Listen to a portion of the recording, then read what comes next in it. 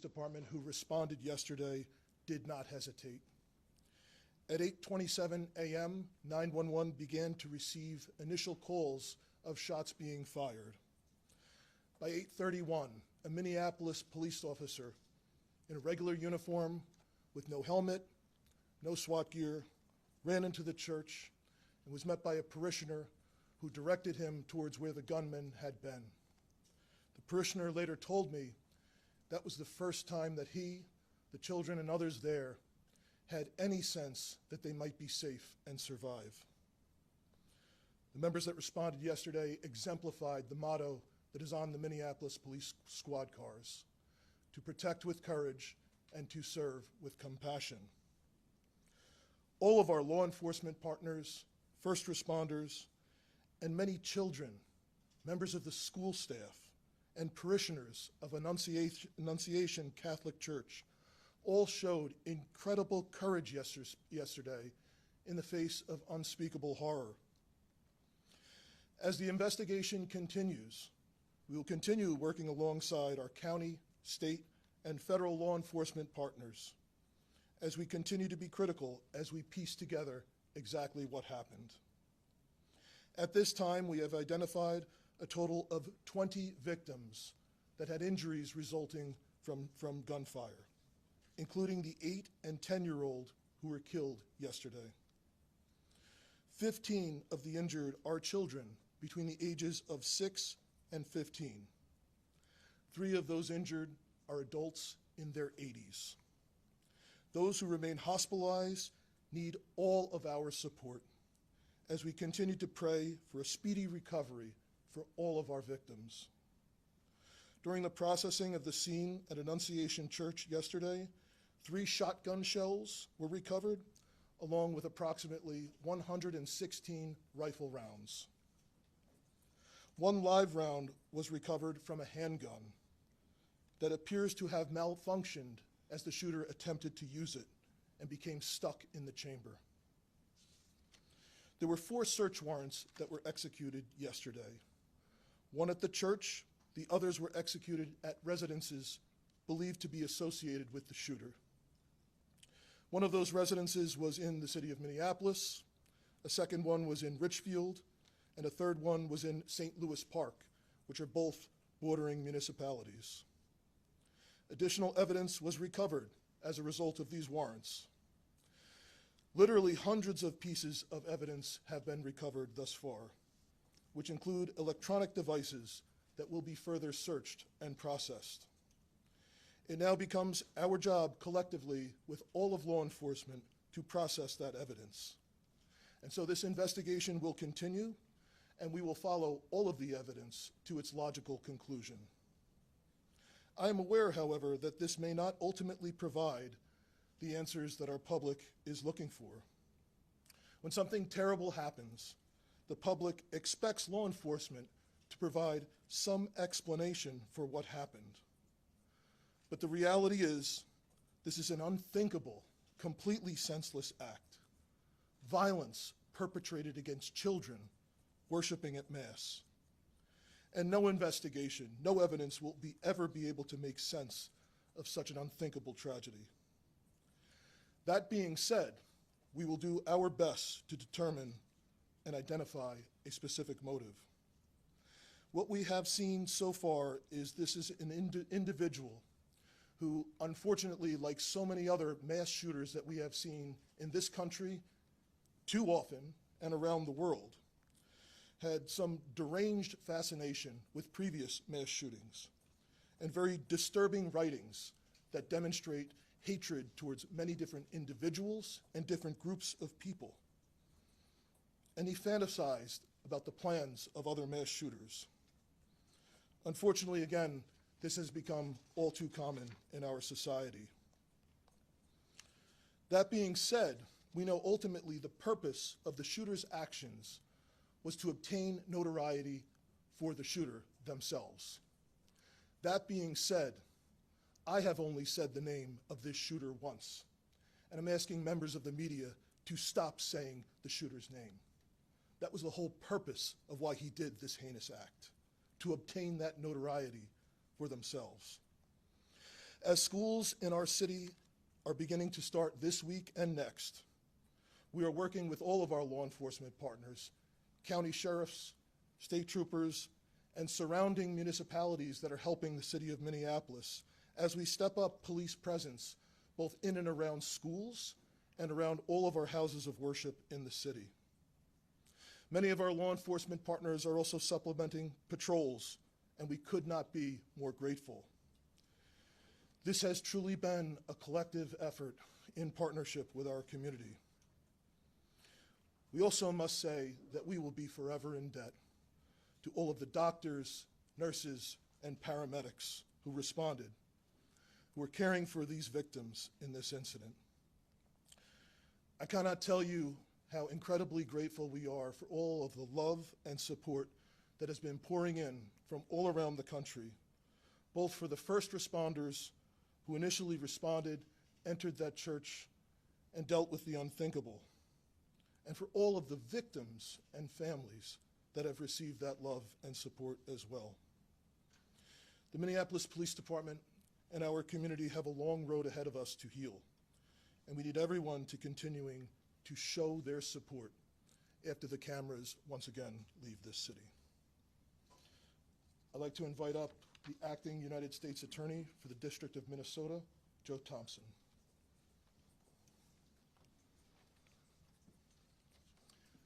Good afternoon. My name is Joe Thompson. I'm the Acting United States Attorney for the District of Minnesota. Yesterday, Minnesota was attacked. It was an attack first and foremost on our children and our families, an attack at a school and in a place of worship. It was also an attack on our city, our state, and our country. The U.S. Attorney's Office, the FBI, ATF, and other federal law enforcement are working with state and local partners to investigate this heinous act. Our investigation is twofold. First, we are seeking to confirm what we believe to be true, which is that the shooter acted alone and that no one else was involved, that the threat died with the shooter yesterday. We believe that to be true, but we'll leave no stone unturned to ensure the safety of our community. Second, we are investigating the motive, why and how this happened. The shooter left behind hundreds of pages of writings that describe the shooter's plan, writings that describe the shooter's mental state, and more than anything, writings that describe the shooter's hate, pure, indiscriminate hate. The shooter expressed hate towards almost every group imaginable. The shooter expressed hate towards Black people. The shooter expressed hate towards Mexican people. The shooter expressed hate towards Christian people. The shooter expressed hate towards Jewish people. In short, the shooter appeared to hate all of us. The shooter's heart was full of hate. There appears to be only one group that the shooter didn't hate, one group of people who the shooter admired. The group were the school shooters and mass murderers that are notorious in this country. The shooter idolized some of the most notorious school shooters and mass murderers in our country's history. I won't name them, just like I won't name the shooter. They don't deserve to have their names remembered. As I said, the shooter left behind hundreds of pages of writings. There is a lot to digest, and we'll know more in the coming days and weeks as we've had an opportunity to go through them. But reading them, one thing is clear, and it's going to be hard to hear, but it's important to the question of why this happened. More than anything, the shooter wanted to kill children, defenseless children. The shooter was obsessed with the idea of killing children. The shooter saw the attack as a way to target our most vulnerable among us while they were at their most vulnerable at school and at church. I won't dignify the shooter's words by repeating them. They are horrific and vile. But in short, the shooter wanted to watch children suffer. Yesterday was a tragedy for the city and our state. My heart goes out to the entire Annunciation community. Their loss is unimaginable. I want the state of Minnesota to know that when a tragedy like this occurs, we all stand together. Federal, state, and local law enforcement work together side by side. The FBI, the ATF, the BCA, Minneapolis Police Department, the Hennepin County Sheriff's Office, the Hennepin County Attorney's Office, including their victim advocates who have been working with the families yesterday and today. The list goes on. This has been a tough summer for Minnesota, but I take heart knowing that we all stand together in confronting this evil. Thank you. I'll turn it back to Chief O'Hara. We'll open it up for some questions and answer what we can. The FBI Director Kash Patel put out some details today, including that there was a threat against President Trump, that there were some messages such as Israel must fall and free Palestine, and that it is being investigated as a hate crime, and there's evidence of a hate crime. Can you speak to what the FBI Director put out? I haven't talked to Director Patel, but certainly there's evidence of hate. As I mentioned, the shooter expressed hate towards many groups, including the Jewish community and including President Trump. So obviously, as in most cases where there's a mass shooting at a house of worship or a school, federal law enforcement will work with state and local law enforcement to investigate to make sure what happened. We know what happened and we prosecute as appropriate. I would just add to that, Matt, that there is no question in this case that this shooter intended to terrorize the children, the school members of the school community, the parishioners were inside of that church. So whatever label we want to put on it is regardless of the fact that it is very clear that this shooter had the intention to terrorize those innocent children.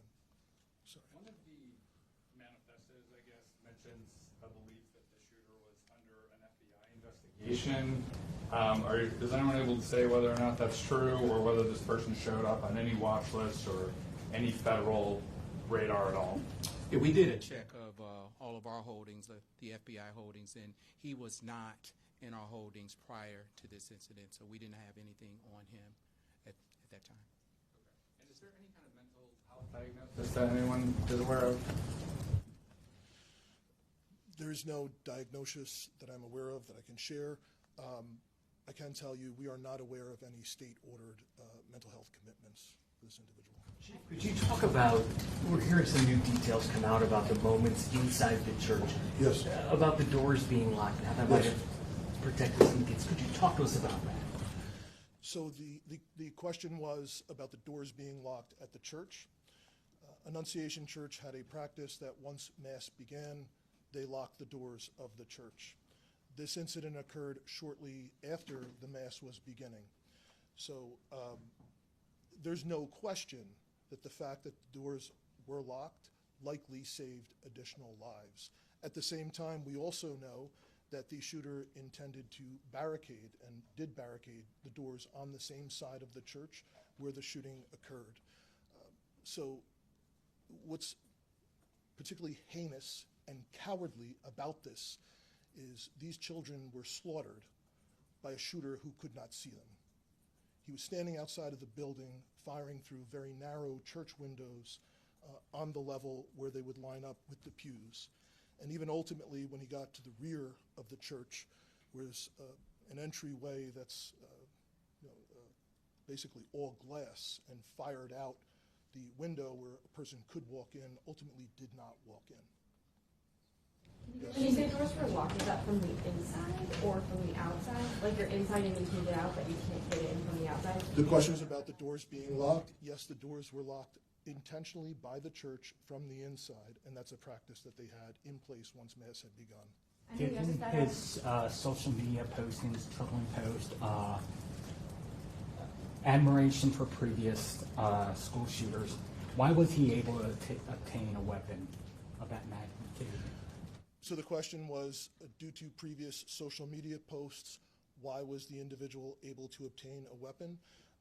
We have nothing in the evidence that we have acquired so far that would indicate that he is a person that he did not lawfully purchase these weapons. He did not have a criminal history. The only thing that we are aware of is a traffic ticket. He did not have any state-ordered commitments for mental health. So of everything that we have seen so far, it did not rise to the level where he would have been a person prohibited from purchasing a firearm. Can you confirm if the shooter went to the church weeks prior, and if so, how long before the shooting happened? So Uba's question was if the shooter did go to the church weeks prior. We cannot specifically confirm that at this time, but that is obviously a part of the investigation. Even though they're all about his connection to the church and school. Yep. So the question was the connection of the shooter to the church and school. We do know that the shooter did attend Mass there previously. The shooter did attend school, and the shooter's mother was an employee of the parish previously for some time. So obviously there is a connection between that shooter and this particular parish and this school there. Chief, what can you tell us about the 20th victim that you mentioned, another victim you mentioned today? How is that child doing? So there's one additional child that was injured by gunfire that we weren't aware of at the time of the last briefing. They were transported by private vehicle to a hospital outside of the city, and the report was actually made to police after they had been treated and released. So the injuries to the children range from, in this case, as you'd call like a graze wound from gunfire, all to, again, some very serious life-threatening injuries. We have some victims that have been released by the hospital at this time. We anticipate perhaps a few more today, but we still have some victims who are very seriously injured and in critical condition. Even though there's no criminal record, even though there's no criminal record, have been able to find any police contacts where there was odd behavior, maybe that didn't rise to the level of a crime, but in any jurisdiction that's come up? So the question was police contacts with odd behavior. There's nothing in Minneapolis where we did not have previous police contacts with him. Is there anything more you can say today on the name change issue? I know that yesterday you didn't confirm that, but I know it's out there. Is there anything more you can reveal just about? So the question was about the shooter's name change. We are aware that a few years ago, I think 2019, the shooter did have their name changed. We can confirm that, yes. I know Luke kind of asked it, and the FBI spokesperson talked about it too. Had any law enforcement you found made contact with the shooter's family previously to what happened yesterday? I can try. For everybody, I'm Drew Evans, Superintendent of the Minnesota Bureau of Criminal Apprehension. It depends on specifically what you're asking. We're aware of some reports in the past. We are gathering those reports now. There will be additional information that we'll be able to share down the line. But as the chief noted, and we think what is important in this and related to the question, this individual was not arrested for anything that would prohibit them from being able to purchase a firearm. There is not substantive police contact with this individual that would have raised concern to the level that would lead us to believe this sort of a situation would happen today. The social media, in terms of your question for that, just to be clear, the level set for everybody, there is a specific criteria in terms of how an individual can purchase a firearm legally in Minnesota. If those posts and information, I'll share it for everybody that we want to know going forward, this obviously is a terrible tragedy. We need the help of the public and everybody else if there's concerning social media behavior by anybody, or that there's concern in their community that they are contacting their law enforcement so that we can adequately address that in the process. That did not happen in this case. In terms of the evidence found with the search warrants, were you able to recover additional guns, and if so, were those registered and also legally purchased? So the question was, in regard to the search warrant, were additional weapons recovered? The answer is no. Only the 3 weapons that were recovered at the scene, a 5.56 millimeter rifle, a shotgun, and a pistol, and all 3 were used during this incident. Do you have any history of gun training? Because the shooter seemed fairly accurate. We're not aware of, at this time, any history of gun training. In the evidence that you have recovered, has the shooter expressed any grievance against that particular church? So the question was any specific grievance against the church. We mentioned there is a connection to the parish, a connection to the school, but we have not identified a triggering event or a specific grievance against the church that you could point to say this is the reason for why this happened. Chief, I just want to clarify something you said. Did you say that the shooter attended Mass in the weeks before the shooting? I did not say that. So the question was, did the shooter attend Mass in the weeks before? We know that previously the shooter had attended that parish and had attended that school when they were younger. Is there anything, any evidence that this person was radicalized or part of some online groups or anything like that that would have inspired this behavior? Yeah. So the question was if the individual was radicalized, I guess, for a specific cause or a part of some online groups. And the answer is no, we have not found evidence of that, other than, again, just this fascination in general with many, many different previous mass shootings, mainly in this country, but also some from around the world. Chief, any evidence to indicate why this particular church, just to kind of follow up on what others asked, why this particular church was chosen as the target and not somewhere else? So Matt's question is the question, why this particular church? And other than the obvious, which we have said, the connection to being from that church, being from that school, mom having worked there, we have not found a specific trigger for why to target the children at this church. On that note, though, did the shooter seem aware that there was going to be this Mass at this time, that the kids would be there at that time? So other than the obvious that they showed up and shot. Yeah. So the question was, did the shooter was the shooter aware of this Mass at this church? The answer would be yes. This was a daily Mass, but this was special in that the children were attending to celebrate the first week of school, the beginning of the new school year. Chief, are you able to give us an update? I know we heard this from HCMC this morning on the injuries. Who's hospitalized, how many, severity, and you did mention that you expect some other kids to be released today. So the question was total number of victims who remain hospitalized. I do not have information that would have to come specifically from the individual hospitals. Again, I know that some victims have been released, and I believe HCMC mentioned at their press conference earlier that they anticipate a couple more may be released today. But I know both at HCMC as well as Children's Hospital that there remain patients who are in critical condition. You've had more than 24 hours to kind of absorb this and kind of process this. Your thoughts on this as we kind of move forward and where we are right now? So the question was, over the last 24 hours, for my thoughts on where we are and moving forward. I think we had dozens of police officers that responded, that entered there. I shared a story that one parishioner had shared with me of the relief they had seeing an officer running in towards the danger. And I know from dozens of officers who did respond that ran into the church and saw the unthinkable with all of these children so seriously injured, and other children that had blood on them, from not because they were injured, but because of blood that was shared from other kids. And just how confusing it was for the officers, because no one knew if there was specifically just one shooter, if there were perhaps improvised devices that were there to go off.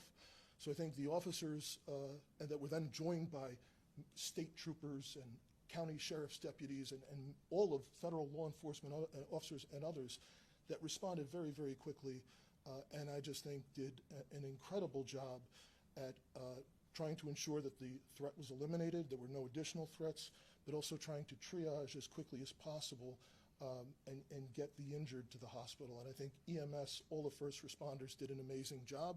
And I think going forward, we're going to learn countless stories about many children and the heroic acts that children there did, as well as staff members and other parishioners. So I know this is, incredibly horrific and just an unthinkable situation, but despite all of that, I think there's going to be countless lessons of bravery from young children all the way up to elders in our community.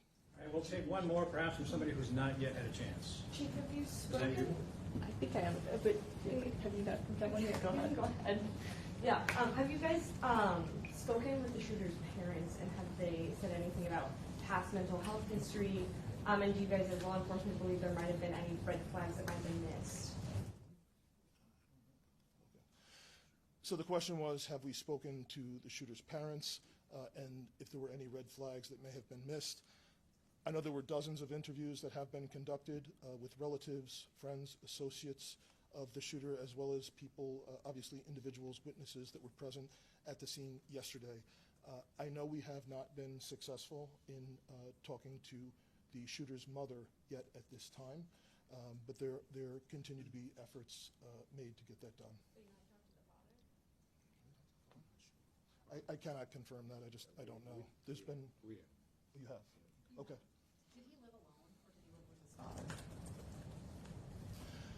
Well, the question was, did he live alone or live with his father? There's 3 residences that are associated with this individual. I can't verify right now which residence he was staying at immediately prior to the shooting, but that's obviously something that will come out with the investigation as it continues.